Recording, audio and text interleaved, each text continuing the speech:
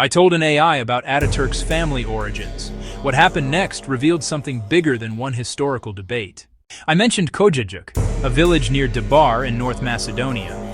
The Turkish government officially recognizes this as where Ataturk's father's family came from.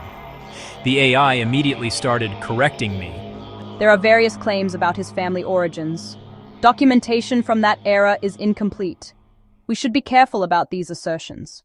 When I mentioned that Ataturk's appearance doesn't match Sephardic Jewish features, actually arguing against the conspiracy theory, the AI lectured me about genetics. Sephardic Jews show a wide range of physical features. Using physical appearance to determine ethnicity is fundamentally flawed. This reasoning is problematic. Unbelievable. It made me forget my train of thought, with endless corrections about things I already knew. Here's what the AI didn't know, or wasn't programmed to acknowledge. Turkey's government funded a €650,000 restoration of Ali Rıza Efendi's house in Kocacık. They opened as a museum in 2014. Turkish International Cooperation and Development Agency, TİKA, led the project. This isn't fringe theory, it's official Turkish history. Notice what happened here. A conspiracy theory claiming Ataturk was secretly Jewish gets treated with kid gloves. But documented Turkish history? That needs to be questioned, corrected, and qualified. Then I realized, I've seen this pattern before. Think about what you know about Vikings, Celts, Germanic tribes. Where did you learn that? You learned it from Greco-Roman sources. You think Trojans identified as Trojan? No. That was the name of their city, one of many. Here is two better examples. Albanians identify as Shqiptar. They call their country Shqipëri. And the Macedonians? Here is the fun fact. There is no S sound in the word Macedonians use. They identify as Macedon, Macedonian. At least with Turkish history, the sources exist. Ottoman records, local documentation, museums like in Kocacık. But Northern European history before Rome, we have almost nothing except what Romans wrote. And both Greeks and then Romans had every reason to lie. The word barbarian literally meant all people who aren't Hellenized and don't speak Greek or Latin. That's it. That's the bar for being called savage. Here's the difference. I could push back on the AI about Ataturk because Turkish sources exist. But if you question Roman accounts of Northern Europeans, you're told there are no other sources. That's not history. That's one empire's propaganda becoming the only record. The AI finally admitted it. Western bias. Greco-Rome-centric perspective. But here's what it couldn't admit at first. This isn't about one AI being biased. This is about centuries of Greco-Roman narrative control. When Rome couldn't beat you militarily, they beat you historically. They made you the villain, the barbarian, your history and heritage, a conspiracy theory. Today, the same pattern continues. Turkish reformers must be secret Jews, Vikings, savage raiders, not sophisticated traders and explorers, Celts, primitive tribes, not advanced societies, Germanic peoples, barbarians waiting for Roman civilization. Notice how conspiracy theories that serve this narrative never die. The dönme theory about Ataturk, repeated in academic papers.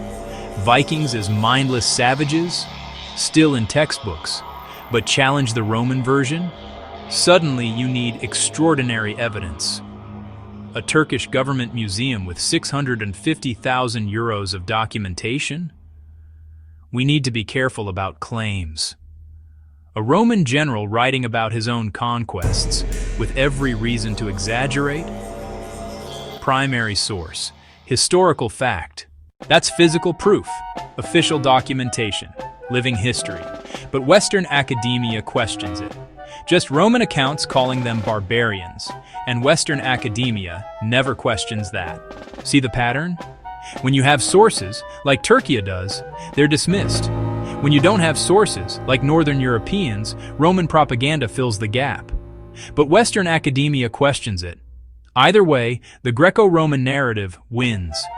People ask, why would they lie about Ataturk? Wrong question.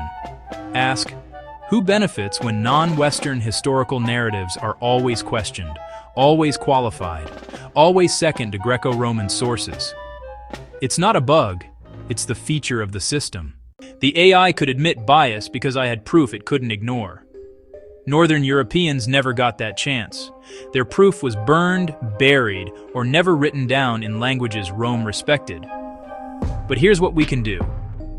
When someone tells you about their own history, whether it's Kocacık or Celtic traditions, don't reach for Roman sources first. Maybe believe them. Rome fell over 1,500 years ago. But the Greco-Roman monopoly on history, still standing. Still deciding who's civilized and who's a barbarian. Still protecting conspiracy theories that serve its narrative. Still dismissing everyone else's sources. Maybe it's time we asked, who really benefits from this? Let's talk about this civilization everyone's supposed to worship. What was Rome actually doing? Gladiators fought to the death. Prisoners executed for entertainment. Thousands slaughtered in a single day. Called it games, human sacrifice, mass murder as entertainment.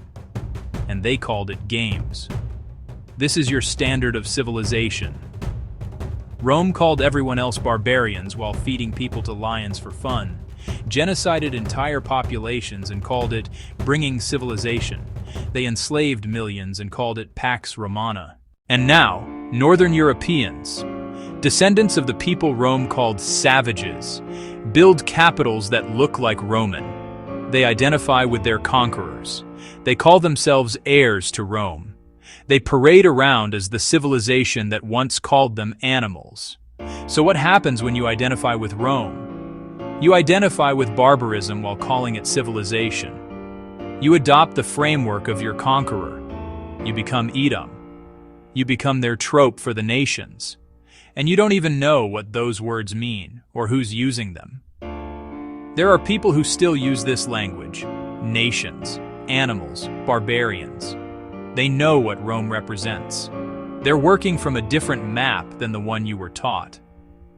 While you argue about Western civilization, someone has already categorized and compartmentalized you, then used you in identity politics. But you didn't even notice. They stopped short of slapping a scannable tattoo on you at birth. This is why the Ataturk conspiracy matters. It's not just about one man's origins. It's about keeping everyone locked in the Greco-Roman framework. Turkish sources don't count. Northern European sources before Rome don't exist. Only the Roman lens matters. Because once you accept that lens, you've already accepted your role. Who benefits? Who benefits from you identifying as Rome, a civilization built on human sacrifice? Who benefits from calling you civilized while using texts that call you barbarians? Who benefits from internal critics being labeled self-hating or fake? Who benefits from you never questioning why you're building Roman columns in cities that Rome once burned? There are factions you don't see. Power struggles happening in languages you don't read. Some interpretations say one thing, other interpretations say another, but they all agree on one point. You should keep identifying as Rome. Maybe because Rome has already been categorized. Maybe because Edom has a meaning you weren't taught. Maybe because while you're arguing about civilization, someone's working from a theological map where your role is already defined. Blessed and cursed. These aren't just ancient stories. They're active frameworks. Some people still organize the world this way. And they need you to keep identifying as Rome. So what do you do to break the spell? Question who wrote the history you learned. Ask why you identify with your conquerors. Notice who calls their critics fake. Investigate who benefits from you staying in this framework. Read what they say when they think you're not listening. Rome fell 1,500 years ago, but someone still needs you to believe you're Roman. Someone still needs you to accept barbarism as civilization. Someone still needs you in the role of Edomite. Why? That's the question they don't want you asking. But here's the thing about power. The people who think they're at the top, they never are. What if the masters are servants? What if the faction teaching deception as virtue is itself being deceived? What if those who think they're fulfilling prophecy are actually fulfilling someone else's plan? There's an old text, Ephesians 6:12. For we wrestle not against flesh and blood, but against principalities, against powers, against the rulers of the darkness of this world. Not flesh and blood, not human factions, not even the ones who think they're chosen. What if everyone we've talked about, the messianic extremists, the colonial powers, the people parading as Rome, what if they're all instruments? What if the Greco-Roman framework serves something beyond human ambition? What if the real power benefits from everyone fighting? Think about what this framework creates. Division among nations. Who benefits from that? Not humans. Humans destroy each other in this system. Even the ones who think they're on top. Powers and principalities. Spiritual forces that feed on division, deception, and destruction. They need humans fighting humans. They need factions thinking they're supreme. They need everyone trapped in frameworks that guarantee conflict. The Greco-Roman lie serves something beyond Rome.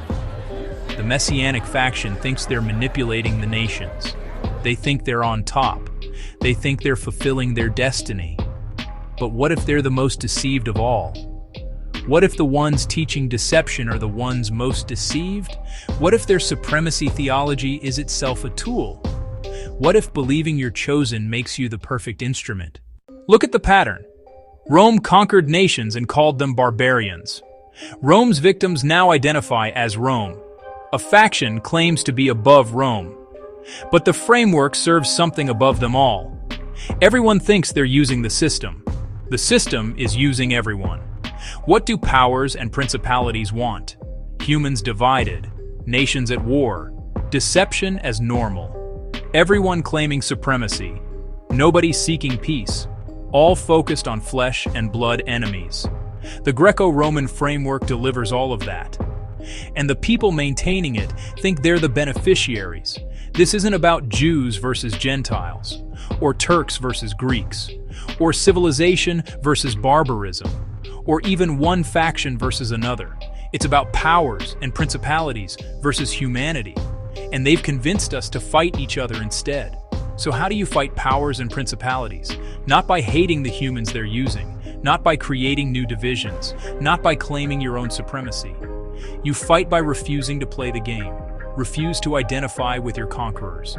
Refuse to accept deception as virtue. Refuse to see other humans as animals. Refuse to believe any human faction is supreme. Recognize the spiritual battle for what it is. When you see the real enemy, you stop fighting your neighbor. When you understand the real hierarchy, you stop thinking any human is on top. The powers and principalities need you to never look up. Keep building Roman buildings. Keep believing in chosen peoples. Keep fighting about civilization. Keep thinking it's human versus human. They need the messianic faction to think they're supreme. They need the West to think they're civilized. They need everyone trapped in the Greco-Roman framework. Because as long as you're fighting down here, you're not seeing up there. Rome fell 1,500 years ago. But powers and principalities don't fall. They just change their instruments. They just shift their frameworks. They just find new ways to keep humans at war. Until humans remember who the real enemy is.